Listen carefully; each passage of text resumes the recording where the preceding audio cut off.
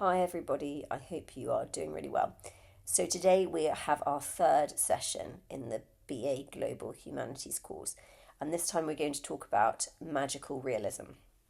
So the set text was a short story by Marquez, Garcia Marquez, and it was called A Very Old Man with Enormous Wings. So if you read the translation, or in Spanish, un señor muy viejo con unas alas enormes. So a little bit about Gabriel Garcia Marquez. He is an author from Colombia, writing in the mid-20th century. So he died in 2014. I think he was born in 1927. So Marquez became latterly in his life a very, very important literary figure.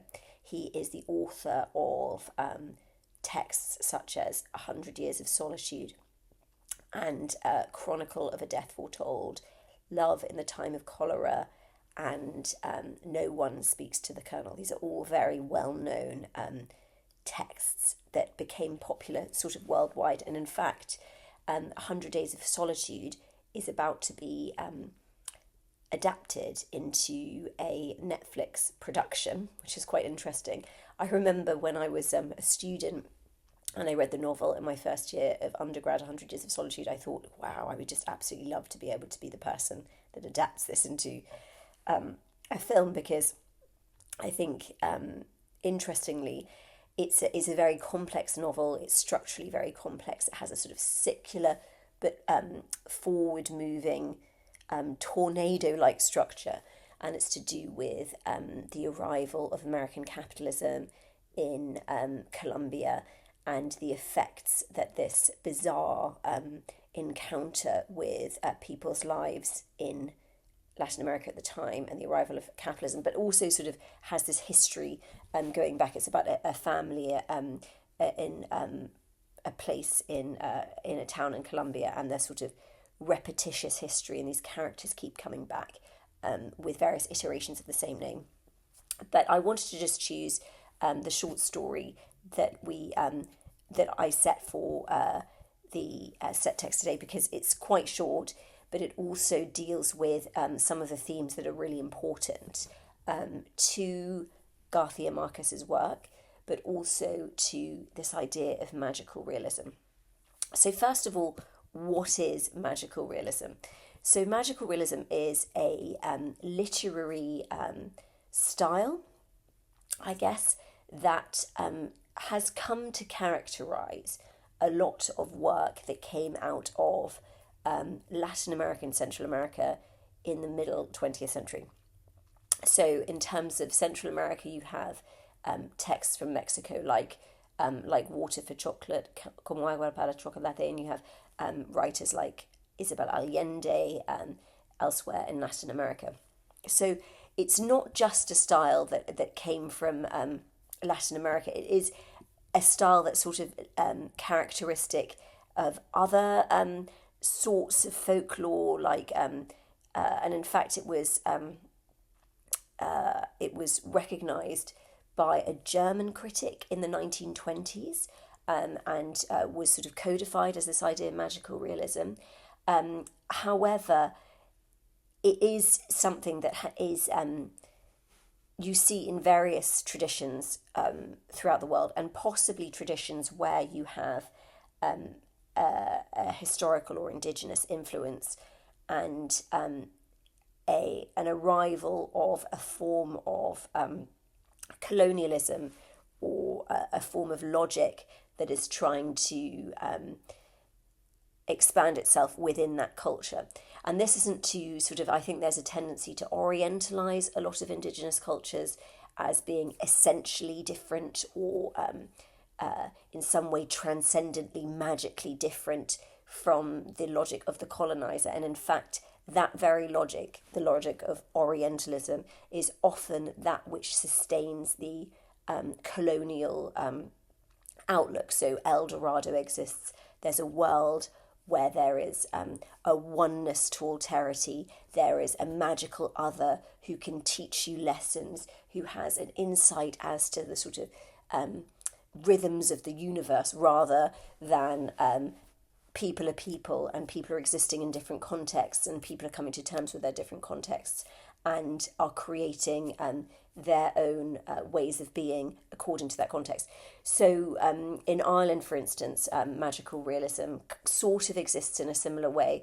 There is a history of, folkloric, of polytheistic, of myths and legends that have a sort of an oral tradition. But interestingly, and this is where I sort of think that there is some similarity with what we're talking about in Latin America, that this isn't to say that people believe in magic or that magic is real or anything like that. In fact, I had a friend who went to Ireland. I'm actually from Ireland myself. He went to do a PhD in anthropology, PhD, taking seriously people's beliefs in fairies in this area in Ireland. Believing in fairies, right? So there is a sort of tongue-in-cheek tradition, a sort of surrealist tradition of, thinking about this otherworldly dimension. And for instance, you might go to the village where my parents live. There is a fairy village in the trees. People don't actually believe in fairies, of course. This is sort of part of a sort of self-conscious tradition that's almost comical.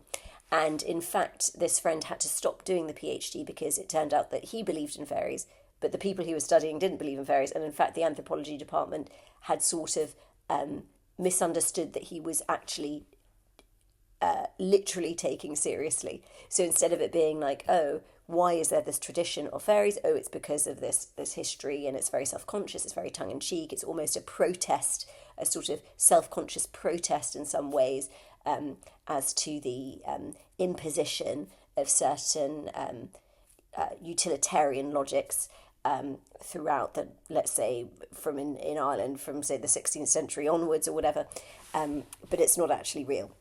So this is something that I think kind of refers to magical realism, because magical realism, it's doing something in a very strange way, and it's almost foregrounding very literally a metaphor. So we talked a little bit about metaphor in the last session about poetry. In Greek, metaphor, ancient Greek, means to carry across, to translate, and actually translation means carry across in Latin, or carried across in Latin. So it is replicating one signifier or one idea in another context and using that signifier in that context to evoke something new, to give more information and detail and aesthetic quality to that original signifier. But in a metaphor or a simile, often you have words, well, simile especially, you have the word as or like. So there's sort of a comparison. Let's say that the tree was as green as an emerald or something like that. Whereas what's happening in magical realism is it's sort of taking very seriously, but not in a sort of like actually this is a matter of fact. And in fact, it's otherworldly dimension within the literal world actually sets in contrast the fact that this is obviously not real. So I think this is something, when you sometimes are taught about magical realism, there can sometimes be a sort of, as I would say, orientalist and patronizing vision from the Western critic that this is to do with, the different ways and the magical ways that people in different countries see the world. But in fact, it's possibly something more self-conscious, funny, and in fact, by using this juxtaposition, revealing something contradictory, chaotic, and bizarre, not only about the human experience, which itself is in fact quite crazy. We are bipedal beings who happen to have developed in a certain way, clinging to a rock, hurtling through a universe. We are all, as we'll learn in the psychoanalysis seminar, divided subjects. So we all are undermined by our own unconscious. We actually live in a world that it materially exists. It is, in the logic of Hegel, a divided universe, and we'll come on to that again in the psychoanalysis seminar. But in the level of subjectivity, we are divided subjects, and we bring our own history, our own particularities, our own phenomenological vision to our reality, and we often project that and distort reality through our subjectivity. So this is not an actual, like a crazy thing to do to create this hyper-real and surreal universe in the novel, for example. But what really does define it is that we have this realistic setting. So in the book, in the short story that we read as the set text, we have an old man who arrives who actually has wings. It's not like other sort of metaphorical ideas, or in a simile, for example, that, you know, he was as elegant or as frail or as innocent as an angel, right? He is, in this story, literally a human with wings. You have in some famous examples in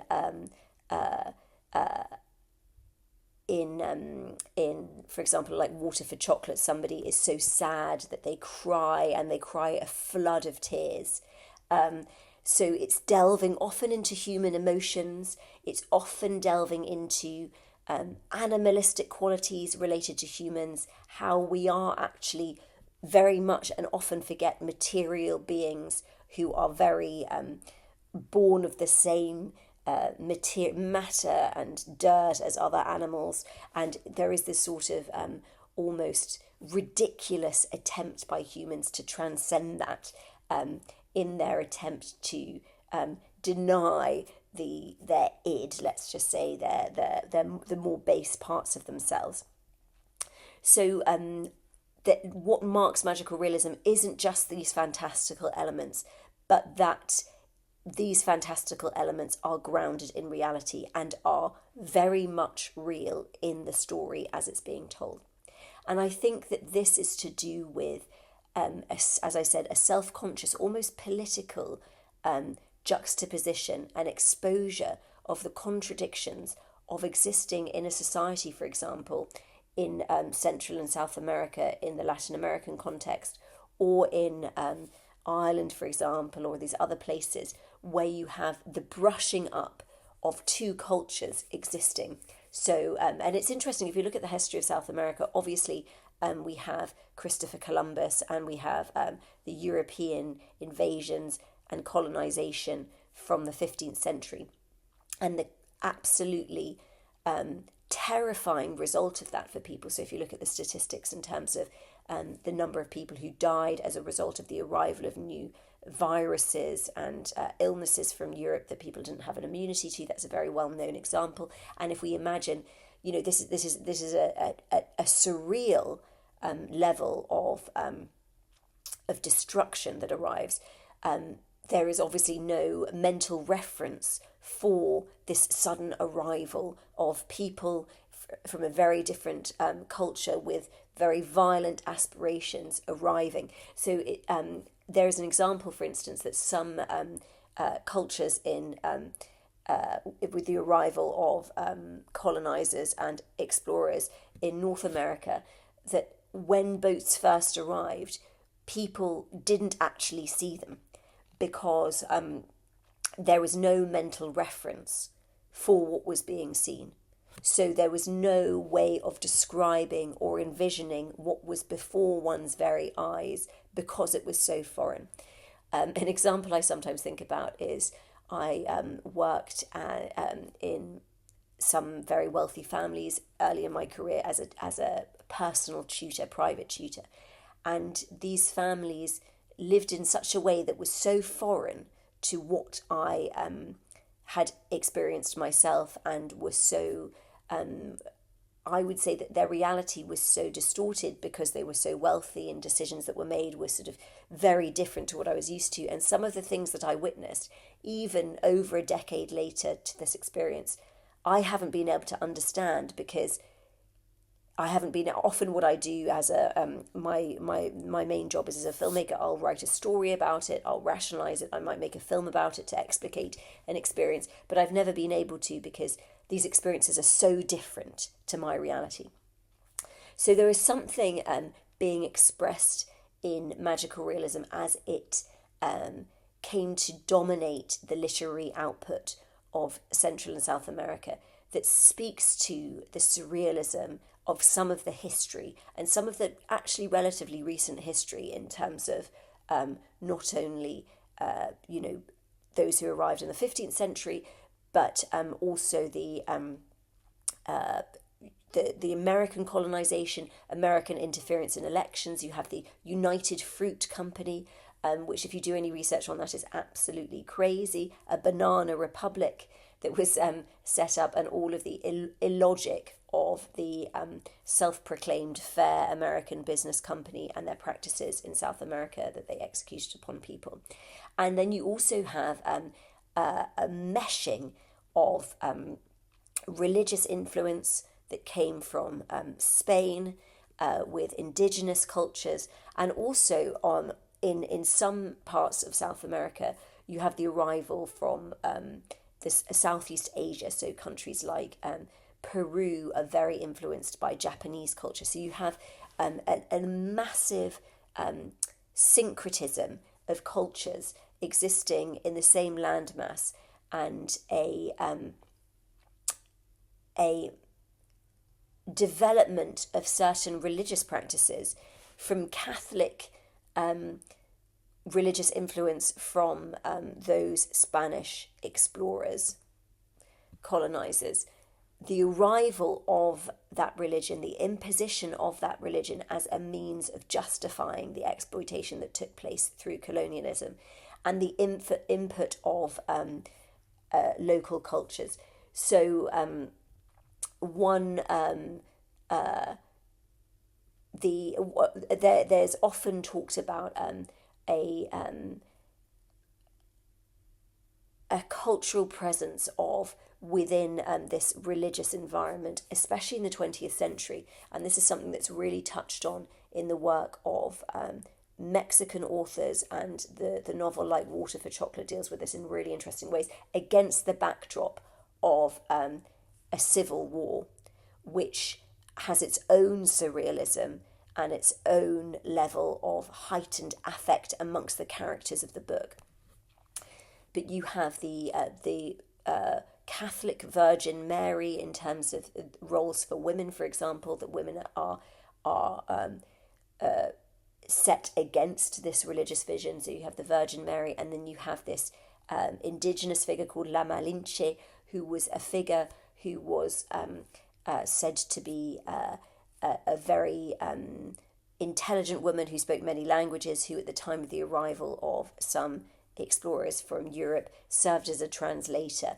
And there is almost a binary vision of what these women represent, and there is a very repressive culture through both the history of European colonialism using religion as a justification mechanism. So the exploration and the colonialism and latterly capitalism of European nations, especially Southern European nations, was meted out by religious justification, and in that case it was Catholicism.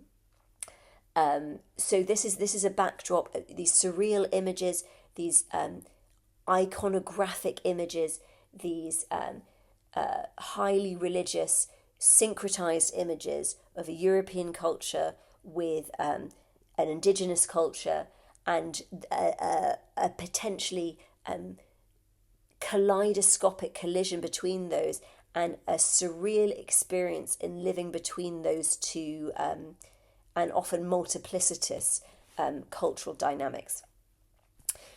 So magical realism, as I said, it's both the realistic setting in towns, villages, often in very earthy environments. In the case of this text, it's a small village, and there's a circus-like element. The circus brings to mind the theme of the circus, and the sort of image of the circus is a carnivalesque, very bodily, very intense image of reality. But there is also this collision of this question of capitalism. So in that text, we have the family that use the old man who is deemed to be an angel or not to make money from him in a circus that they charge people money for. And at a certain point, everybody loses interest. The old man becomes a figure who lives in a shed at the end of the garden for this family. But the way in which the text ends is very much unresolved. So we actually do not get any answers as to whether this man is an angel or not.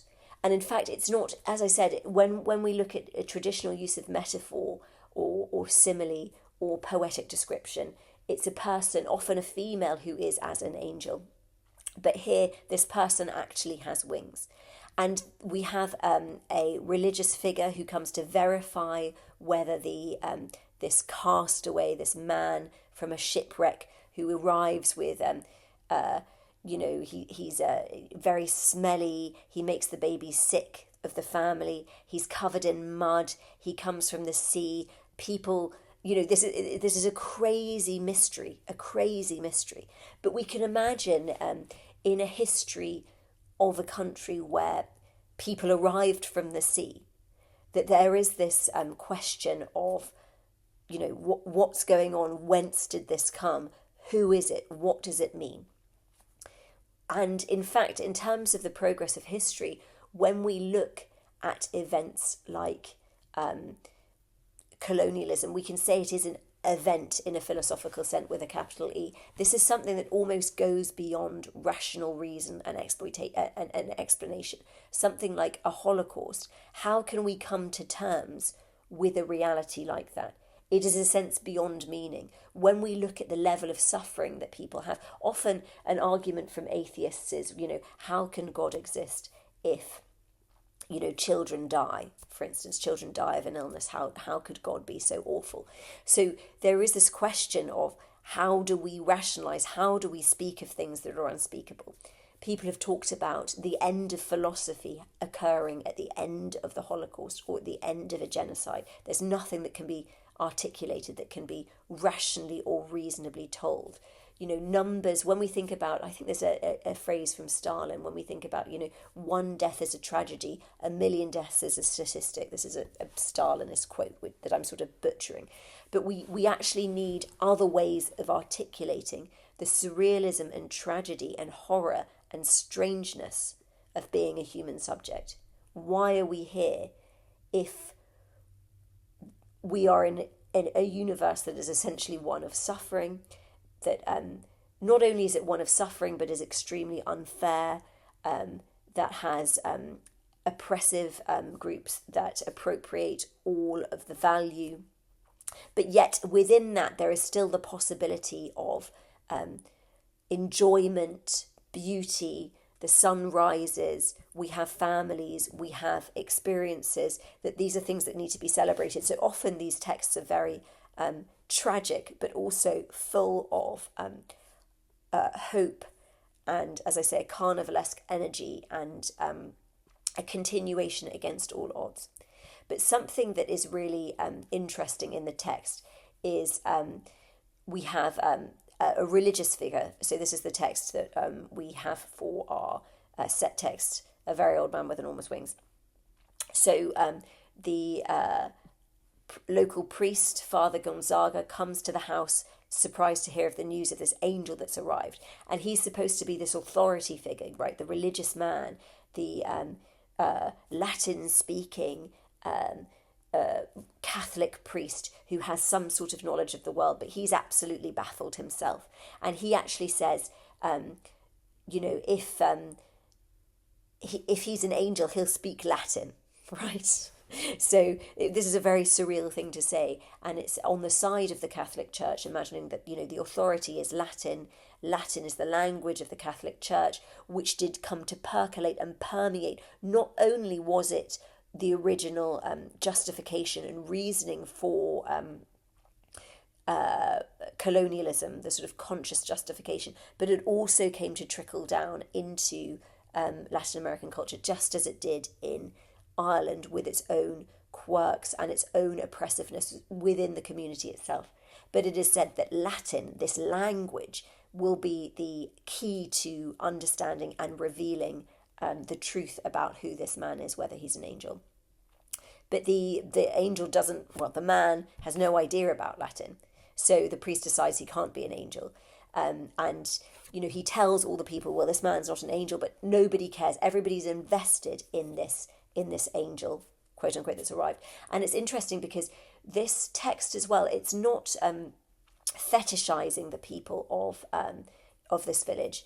Not only, obviously, Garcia Marquez is an educated upper middle class author who is eventually a Nobel Prize winning author, a very privileged man in his own right. And sometimes we can see, especially today in our capitalist universe, that some of the, when people of one's own race even, in one's own society, when you have a famous author writing about a community, it's very patronizing. And in that patronization, it can be actually elevating people to the status of undivided subjects who are perfect beings, or debasing them in a really racist way. But here, in fact, the population is very complex, contradictory, and very human. So these people also are invested, even though, as I said, especially in the text like 100 Years of Solitude is a real critique of capitalism, especially the United Fruit Company, the sort of state-sponsored corporate colonialism that occurred in the 20th century, and the excesses of it, and the illogic of it. Obviously, capitalism is often justified by, it's utilitarian and it's rational, but this was really undermining how irrational this company was. And I really sincerely suggest, if you don't know about it, looking up the United Fruit Company and the term banana republic. It's very interesting, and how it relates to Garcia Marquez, and hopefully we'll be able to discuss that a little bit in our session when we meet for the seminar. But in this setting, the people, the local people, are also capitalist. So the family exploits the angel and uses him as a prop in order to make profit. And at the end, they buy a mansion and he lives in a shed in the garden. So these people, like everybody, this is a question. This is a very universalist text. It's not that we have essentially transcendentally different peoples, but we have peoples of all kinds who exist in their own context, but who are also liable to be elevated to the status of divided subject, where they also are the kinds of people who are liable to fall into capitalist logic. And there's a joke that Slavoj Žižek often talks about, which is, and I think about this a lot in relation to Orientalism, which is there are three men in a synagogue. There is a rabbi, a business leader, and a cleaner. And the rabbi and the business leader are doing, their performance in front of the altar, and they're saying, God, I am not worthy. I am a bad person. I'm invested too much in capitalism. I'm not charitable. I'm a bad person. I'm immoral. And then the cleaner comes along and thinks, oh shit, me too, I better, do my absolution. He comes and joins them in front of the altar and says, Lord, I'm not worthy, I'm a bad person, I'm immoral, I'm, profligate, I have all of these issues. And the rabbi and the businessman are like, no, not for you, not you. You're not the same as us, So I sort of think of this a little bit in terms of this text, that whilst magical realism is often a stylistic critique, or comes along with the syncretism between the arrival of capitalism and the illogic of it in an indigenous culture, it is also pointing out that there is actually universal nature to human subjectivity, and in fact we could say it's maybe an anti-Orientalist text. And so there are bits in the text where the local people are sort of torturing the angel, poking at it, with iron pokes to sort of work out what it is. There's also an elision between the innocence of a child and the angel.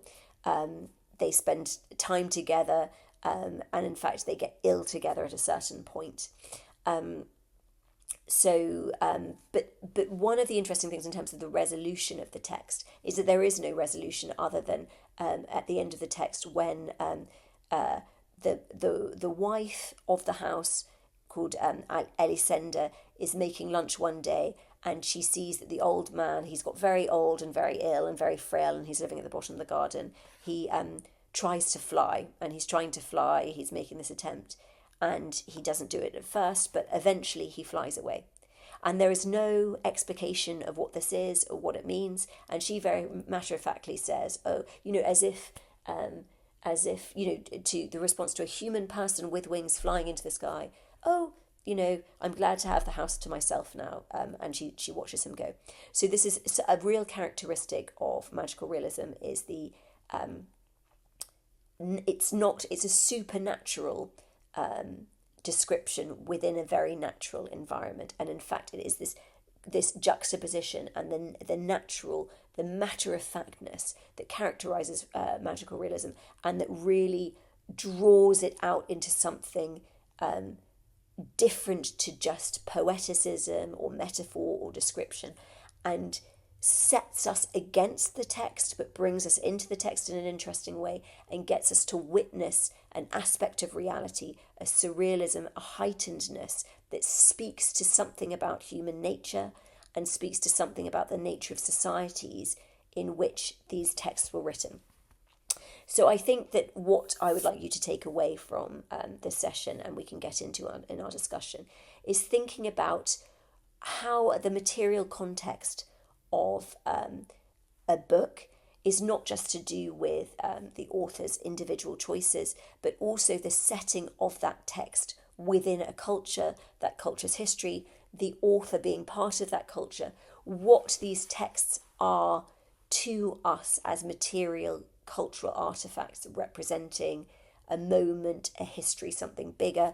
The text itself unfolds into something new. And obviously, when we read these texts, we're bringing our own experience that didn't even exist at the time of writing, and potentially creating something new in the collision of our experience and the experience of the text. But I hope you enjoyed that text, and I look forward to discussing this text with you a bit more in the coming session.